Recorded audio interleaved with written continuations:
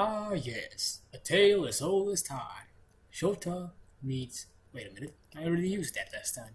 Yes, it's time for the Three Charms R! Time for a sequel review to the game sequel. Don't ask me what the R stands for. There was that time where I played a sequel to a good game. It was kinda disappointing. However, this one is a true sequel. One that really is a better game than the original. You fellows remember how much the last one cost? It's $1. This one costs $5. Hey, they better have 5 times the content. Nah, I'm kidding. Don't bat your game out with needless content, please. So I started the game and is that a gun? What year is this? Then I realized I shouldn't care when the game brought in video cameras and robots. The full title of the game is The Three Charms Are, The 12 Girls of Mahoroba. 12? How many girls did we have in the last game again? 4? Maybe 5 if you include the humans. So I guess this game has 2.4 times the girls. For 5 times the price? Fucking scam. Nah, I'm kidding. So anyways, you are still Hakunen. And after the stuff in the previous game, you now live in the mountain with the Oni lady, who has become your teacher. Yes, this is kind of a spoiler, but fuck you. I accidentally played the prologue of this game before touching the previous game. You realize that you've been living a life of debauchery and says, fuck this, I need to fucking train.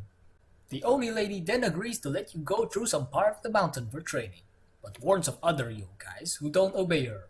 In short, you'll be sucked dry if they get ya. So you go climb the path and, oh no, it's night. Oh no, 3 scary yokai showed up. Oh no, you're sucked dry by the one with the gun. Afterwards, the Oni lady picks you up and goes to teach those 3 yokai a lesson. But you stop her. Hakunen, being a fucking man, says, no, I'll settle my business with them myself. I'll make them acknowledge me.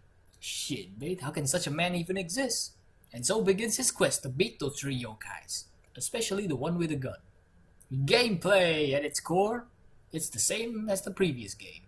Manage stamina, run away. Use charms.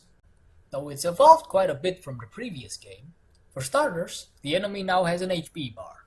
The enemy uses its HP bar when using moves, and now winning battles involves exhausting the enemy rather than running away. Though running away will result in the enemy using a lot of energy. That means you can just seal their legs, and maybe some other dangerous part, and just rest for the rest of the battle. However, major bosses don't use energy when using skills. They'll only lose energy when you run from them. Oh yeah, bosses also have a no item victory type, where you get a trophy if you beat the boss without any items and equipment. It has no other use other than for swag.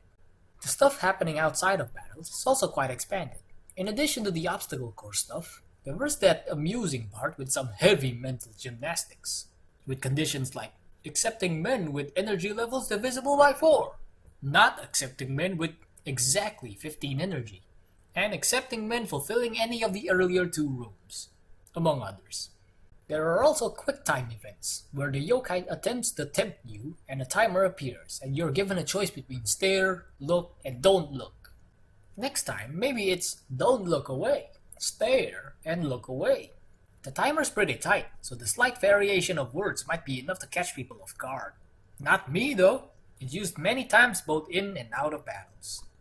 Anyway, back to the plot. We eventually kick ass throughout the mountain, learn some conspiracies, and foil the villainous plot to destroy the mountain. It's pretty good, and it takes you by surprise since you're playing a porn game, which usually makes players not expect much from the plot, even veteran porn gamers like me. Now I'll waddle with spoilers a bit, so skip to whatever time is on the screen there, if you want. Alright, everyone who doesn't want some spoilers gone? Eventually, the game ends with an epic fistfight on. Panther, are you reusing last week's script? No, I didn't. Yes, this game ends with a fistfight that plays very similarly to the first one. While the first time is undeniably dope, the second one was supposed to be good as well, but of course the novelty has already worn off.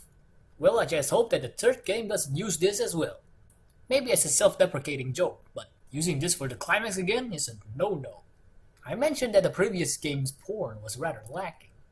That's in part to my distaste of being dominated, shotas, set scenes being long as hell, and the low variety of positions.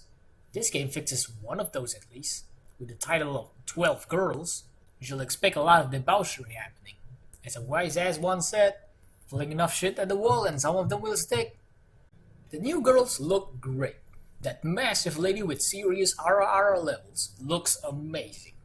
And while there are times where you're forced to watch the scene, at least there's not an hour's worth of them, I think. Overall, the 3 Charms R is what every sequel should strive to be. For its gameplay and plot, I shall give the highest commendations for valor and bravery in battle. For the porn, it's okay, I guess. If it is given a commendation, then it's not from me. This marks the first video where I review one of my recommendable games. Games that no one should be ashamed of playing and recommending, even if they are porn games.